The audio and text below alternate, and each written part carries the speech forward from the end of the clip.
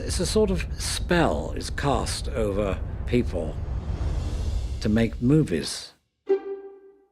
In 1975, Academy Award-nominated director John Boorman was offered the opportunity of a lifetime to direct a sequel to the blockbuster film The Exorcist.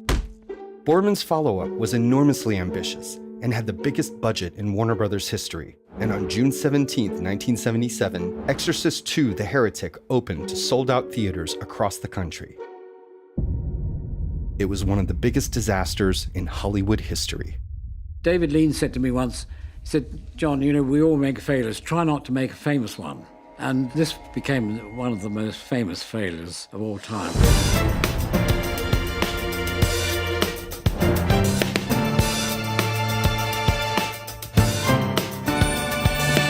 Make a sequel is a radical thought. Amen. If you think that I wanted anything to do with that, you would be wrong. So we read the script. It's really good. This was completely original. It was so tempting that I said I would do it. There are always signs that a production is entering a period of chaos. They just kept rewriting it. Things were going wrong. There's a lot of dust, there's a lot of smoke. They're throwing friggin' locusts at me. Can't even imagine. Technically, it's an astonishing movie. There was wildness to it. It looked extraordinary. It didn't look like any other film. It's the true story of how one of the world's greatest filmmakers made one of the most hated movies ever. What happens to a great filmmaker when it all collapses under you? I was in hospital taking ice baths to stop my body from exploding. It almost killed him, this movie. And I blamed it all on the devil. You're not a masochist, are you? I suppose I must be, you know, otherwise I wouldn't be making movies. David, very nice to meet you. Very nice to meet you. Yeah. I want to start off with a brag. Oh, do it. I promise it won't continue through the whole interview, but it may be a substantial portion. No. Just brag through the whole thing. It's great. All right. Yeah. It's happened. But okay, this may be the only podcast or interview at all in general that you will do for your documentary Boorman and the Devil. Oh boy.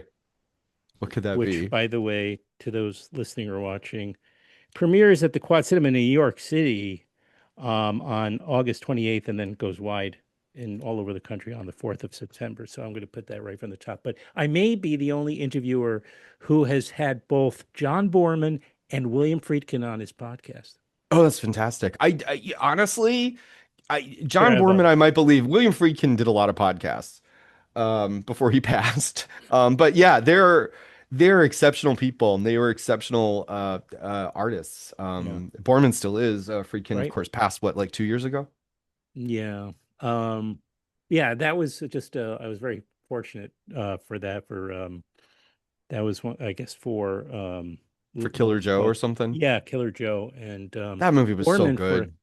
Boorman for the Queen and Country. Queen and Country, of course. Yeah, that was the sequel to Hope and Glory. It's a lovely movie. And it was. I mean, he basically told me that he had kind of retired from making movies. So if that's his last movie, and it's a wonderful, beautiful, lovely film to go out on. Honestly, it's just, I know it's so wonderful. Yeah, I feel so fortunate that the timing worked and that he was open to doing so many, and I got to it's been a while. That was like 10 years ago, and I just couldn't quite remember if how much time I had with him, but I remembered that it was like kind of I talked about all of his career in that. Mm-hmm. Like he gave me, and he was just so nice and he is warm. Listen, there are two documentaries that could have been made here. Like when I started this project back in 2017, which should tell you how long this has been. It was basically, it started out as a movie about Exorcist II, like how that movie was made.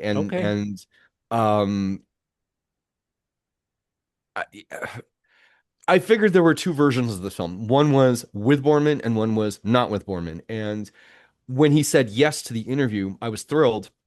After I did the interview, I realized the film that I wanted to make was not really about Exorcist II. It was about John Boorman, and it was about his approach Mm-hmm. to filmmaking and to art, which is to be ambitious, which is to court disaster. Um, I mean, John Boorman is one of the greatest filmmakers that has ever stepped behind camera. Yeah, no And argument. and I think that he doesn't get the plaudits that a lot of his contemporaries have gotten. Because, and I have a theory. Now you bring it up. I have a theory too, but I want to hear I'd yours. rather hear yours because you're Well, the best. my theory is that I feel like his batting average isn't like that of a Kubrick.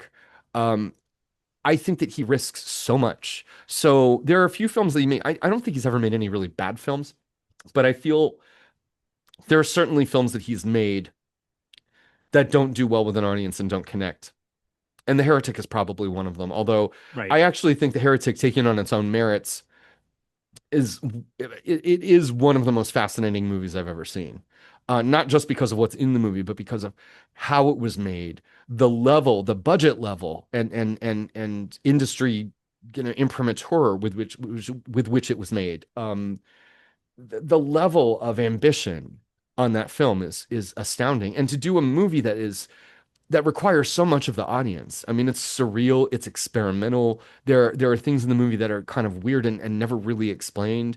There are a lot of big swings taken with that movie, and even the ones that don't work. And Boorman will be the first to tell you this movie is flawed. Well, I mean, taking, by the way, big swings is what you call courageous. Well, it's about being an artist. That's literally what it is. An artist, and being a true artist is about being courageous, because you have to take risks and not just think about the commercial results of your work or outcome. And that's what the documentary is really about. At the end of the day, you're right. It's all about. It was interesting because I had just seen this clip with David Lean after making Ryan's Daughter, and it was said how he was bashed by the American media. He was invited to some. Have you seen this clip? I read his response to Ryan's Daughter, because Ryan's Daughter, I mean, David Lean was, of course, the Chris Nolan of his day. I mean, he was. I mean, he made these enormous epics that were hugely successful. And then he made a movie called Ryan's Daughter. I think this was after Dr. Zhivago, which was the highest grossing movie of its year, Dr. Zhivago. Ryan's Daughter did not do well. And he was and it still got nominated for Academy Awards, and it was still, I think, critically at least respected. I don't know if it was really like trashed anywhere, not like The Heretic. But he was so hurt by that, he didn't make a movie for like 14 until Passage to India. In, like, I was so surprised. David Lean. I mean, you think of him at the top of the pyramid of filmmakers, and to hear him, and this is him on the footage is of him talking to some interviewer, and he's like gets very, very solemn when he's talking, but he goes, it was a very dark time for him, and he lost his confidence. And it's interesting because that was the parallel I was trying to make to Boorman says the same thing. Right, exactly. And he said after The Heretic, he lost his nerve. He didn't make a movie for 4 years. And say for 4 months, but no, I mean, he literally didn't do anything except teach his son Charlie to read. Charlie, who now he has a career of his own. He has that series with Ewan McGregor and the motorcycle series. Fantastic. He's a great guy. He was dyslexic. He's extremely dyslexic. And Boorman, and I think he was 7 when The Heretic released, and that happened. He basically took time to just teach Charlie how to read. And it was very frustrating for both of them, he said. But he basically thought he was giving up on film for a minute. And it was only ironically, because Excalibur got greenlit. And Excalibur was the movie that he'd been wanting to make his whole life. He'd been prepping Excalibur forever. That was his dream. That was his passion project. And to be given that opportunity, ironically, because Star Wars started the hero myth thing. Right. And all of the studios were looking for that. It's like, well, I've got the original. I mean, aside from Jesus Christ, King Arthur is literally the Joseph Campbell myth right there. It's like, it's all there. And and he got this budget that was not quite as big as The Heretic, but pretty big. And he said that it was even more challenging to make Excalibur than it was The Heretic, but he wouldn't have been able to make Excalibur. He wouldn't have made Excalibur the way he did had The Heretic not been such a crucible, trial by fire. He was so hurt and devastated that Excalibur, when he made that, was a movie that it was a movie made in fury It's interesting. by an artist with something to prove to everyone. Like, yeah, I can do this. I am still a great filmmaker. And wow, he did it with that film. And it was a huge hit, and gave him the rest of his career. And literally it changed it started a new genre. Like all of those like sword and sorcery movies from the Right. 80s. Like Yeah. all of these movies, the only reason that they happened was because of Excalibur. Interesting. Yeah. It's interesting. I'm thinking about what you're saying. Your film, in a way, is almost, it can be described not as a making of film, because it's really more about having made the film. And even though there are many anecdotes about the set and the production, of course, but it's really Mhm. it's the center of it is kind of about what that impact had, Mhm. at its core, in a way, and certainly the impact on Bournemouth. But Yeah, the what only what other is thing the I want to emotional cost? What is the emotional the cost of cost, right, making an ambitious work, and what's right. the emotional cost if it's a catastrophic commercial and critical failure? The diff And it's something you believed in. That movie was literally, he was so sincere. His heart was on his sleeve on that film. Yeah, It's it's he amazing. deeply, deeply believed in that movie, and it was just so trashed. I can't think of a single. I really Well, can't think of a single example of any other movie where it must have been just 10 out of 10 devastating. I can't even imagine something more yeah. devastating, like Well, at it had least as far as your art goes. it's so Yeah. many challenges. I mean, of Yeah. course, even if it had been a decently received movie, The Exorcist, the original Hmm. OG, Hmm. made It like was the third a highest grossing mountain of movie money. ever at the time. Like What? it literally, Yeah, it was the right. third highest grossing movie ever at the Ever, time. And right. it was the highest grossing movie in Warner Brothers history. I think the only movies that beat The Exorcist at that point in like 1974, before Jaws, was I want to say it was like The Sound of Music and Godfather, and that was it. And that was it. That was literally the Right, top. And then Jaws came out, and then right. Exorcist went down to 4, and then Star Wars went down to 5. Yeah, But right, right. but yeah, this was a. You can't really explain to people. I mean, and certainly like The Exorcist, I was alive, but I was 1 when it came out, so I wasn't a part of it. But like Okay, I to was go. older a little bit. But to go like to try to tell people in 2026 what kind of a phenomenon The Exorcist was is almost impossible, Right. because it was I so subversive, and it was so it was like I don't know, Yeah. it was more than a movie. It was like an event. It was like an Oh, art event, 100%. Yeah, and it was everybody saw it. everybody, Everybody saw it. and many times in some Yeah. cases, And you didn't have video. You didn't have home video. Right. You certainly didn't have streaming, you didn't have the internet, but you didn't even have home video. You couldn't rewatch anything. You had to go to the movie to see this and hear what like everybody's talking about.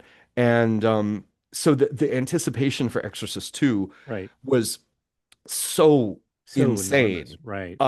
And uh, it's almost doomed to fail in that sense. Like there is Right. like almost no movie you can imagine that Would have could have satisfied that thirst, that audience. that Um, expectation. Yeah. yeah.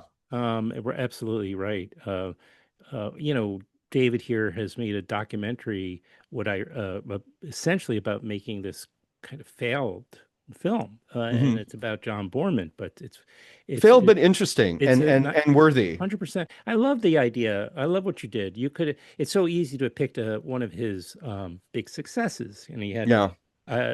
certainly Deliverance. You could have made just a film about Deliverance, Yeah. and that would have been easier. But I wanted to say one of the other things interesting. He had the opportunity to become an auteur, Yeah. and I don't think he was an auteur. I think because he made such first of all, he was very prolific. He made Hmm. a very versatile collection of films over the course of 60 years, however many 60 plus years. He hid behind those films in the way, like, a number of many other filmmakers who are not considered auteurs did. I don't consider him an auteur. And I think that is another, I don't know, I think it's both, it's a double-edged sword, Well, I think, I mean, going back to the word auteur, it's like it just depends on what you mean. Like, I believe, I mean, and correct me if I'm Branded wrong. as I'm a not. John Boorman film, Yeah, it's like Andrew you Sarris came up with that phrase, I think, in his famous who? essay. Like Andrew Sarris, Oh yeah, the Sure. and it was basically an attempt to kind of, in a way, simplify the authorship of a film. So, like, you see a John Ford movie, it's a John Ford movie. It's not a John Ford and the cinematographer and the editor and all those people, like, or John Wayne or it's whatever. branding. Yeah, but it's also, it gives us easy ways to, like, kind of uh, look at these works. Certainly, like somebody like Brian De Palma, there's a lot of strings of stylistic intention throughout all of his work. Hitchcock similar, Kubrick similar. Right. I think Boorman, and then you have other filmmakers like Sidney Pollack, Sidney Lumet, uh, who are a little less difficult to nail, except their excellence. I mean, really, I mean, you can't really say, you generally don't want, you're not able to turn on a scene from a movie and be like, that's a Sidney Lumet movie. Correct. Uh, um, but Except that it you, might because it's gritty and it takes place in New York City. But other than well, that, and then you see, Murder yeah. on the Orient Express and The Wiz, and Well, that's true. it's like, Right. this Sure. guy is all over the place. That's true. But Borman, I think thematically there are things, strings that run through all of his work, um, Hmm. and but it's subtle. It's more subtle, and I think that, like, certainly in The Heretic, that's a very John Boorman film because it's interested in a lot of kind of ideas and visuals and experiential moments. And the character stuff is kind of left to your own, perception. It's not front and center. Like in the original Exorcist, I think one of the reasons that film is so powerful is because it's always character forward. That whole movie is about characters and story. Exorcist 2 is mostly, it's more about ideas and presentation and experiential stuff, visual, like you're like flying through the mountains with that weird anamorphic distortion with the locusts, and you have all those, like, superimpositions with the ghost glass and all these really amazing cinematic moments, like, that are just breathtaking. But it's a very different world than The Exorcist, which is one of the reasons why it was so rejected. But you can see that stuff in Zardoz, you can see it in Excalibur, you can see it in Hope and Glory, you can see it all the way back in Point Blank. And then you have movies like Deliverance and The General, which not enough people have seen. Such a great movie, 1998, Brendan Gleeson, which is so stylistically different and quote unquote gritty and all that stuff. But still has the elements of that kind of Borman dreamlike thing through it. He's just one of the most fascinating filmmakers. I mean, really, just an amazing, amazing artist.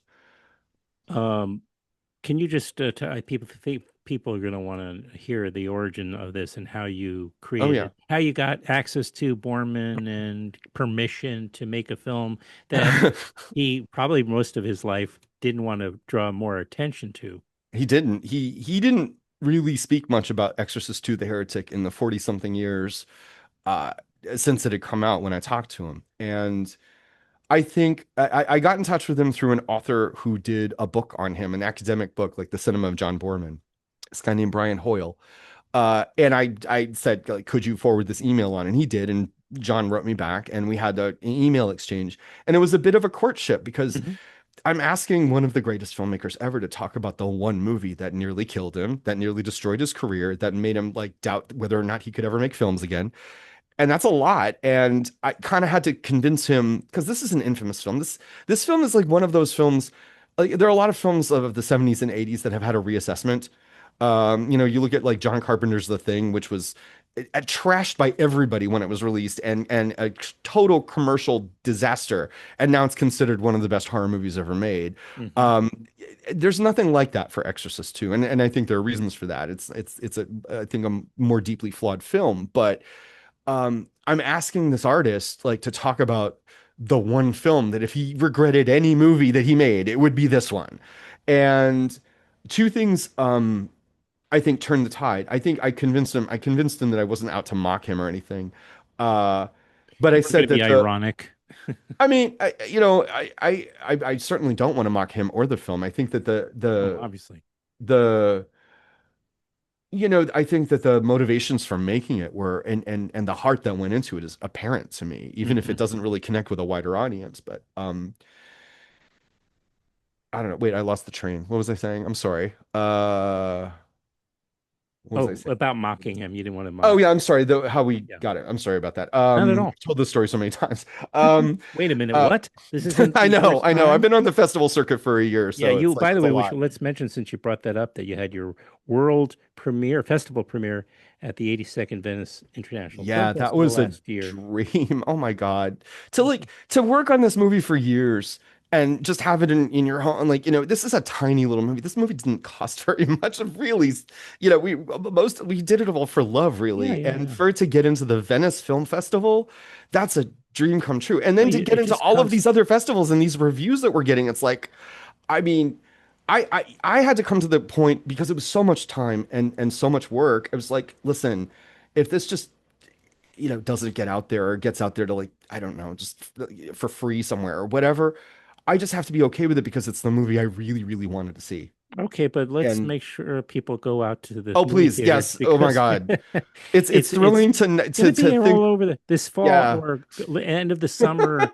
It's a good It's time it to start heading back to the movie theaters in a yeah, big way. Go see this. It's such an entertaining documentary. it's a dream. It It's a dream really is come very true. entertaining. And did John was Oh wait, John wait, to get back to this. John basically said there were two things I said to and him that changed his mind, which was please.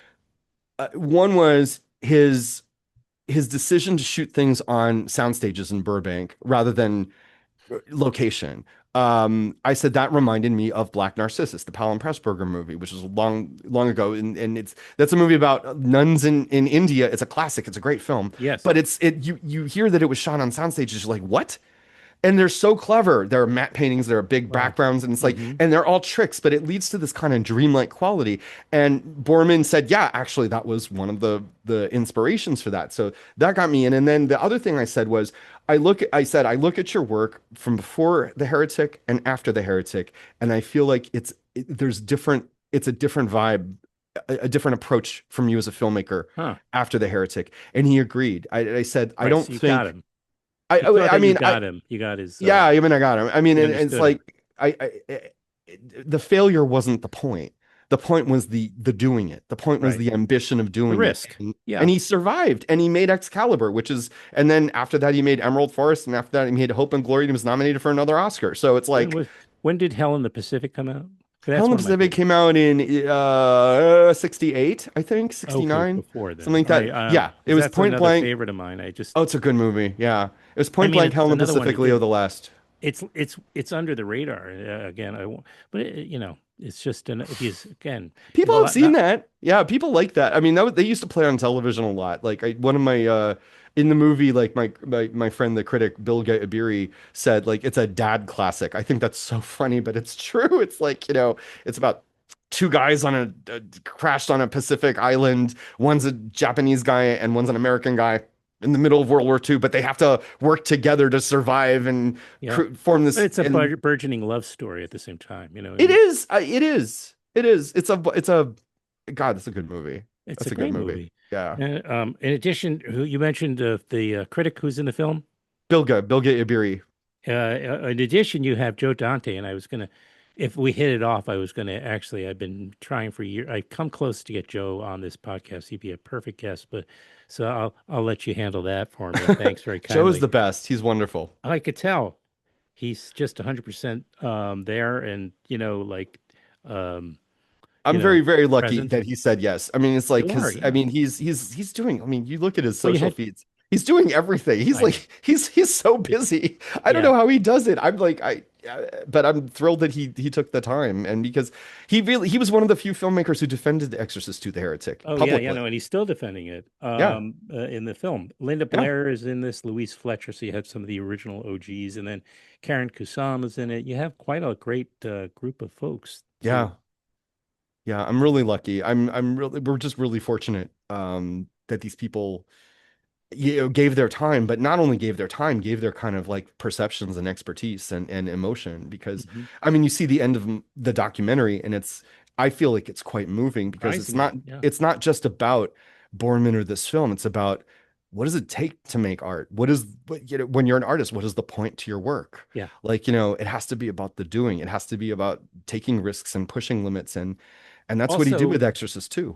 also as a someone who consumes and who appreciates and loves films, you look at it like I'm behind this filmmaker, behind this artist, and I'm there for them, for their successes, as well as for their hits and misses. If a Hmm. film, Hmm. like, you don't just turn your back on somebody, like, that's the point. I think, if you're going to really support an artist, then you're there through the both, both, and you support their work over a lifetime. Ideally, I think that's important. So Well, do that for yeah, me. that's that. It is, and no, I mean, you when I certainly when I do whatever's next, like I don't know, like if it's not good, please support me anyway. Right. But in this case, I think you've got a hit. And Oh, thank you. again, it's called Boorman and the Devil. It's directed by David Kittredge, and it stars John Boorman. You have made a Mhm. movie starring John Boorman. And did he get to do any personal appearances with you? Or is he No, just I mean kind of it's too? mostly because I mean Yeah, honestly it's because I we shot him when he was 85 in right. 2018 and he is now 93. Yeah. He's living with in London with his son. And he's still, responds They to slow emails and down. stuff, but I don't think he's They not slow down. he's not running around doing interviews, but he has seen this film and Okay. he found it, Right. I don't want to put words in his mouth. I'm remembering the email, but he found it very emotional and he's very proud of it. And Good. I'm really just to have John Boorman proud of your film. It's like, oh I my loved God. him. You Oh got my some God.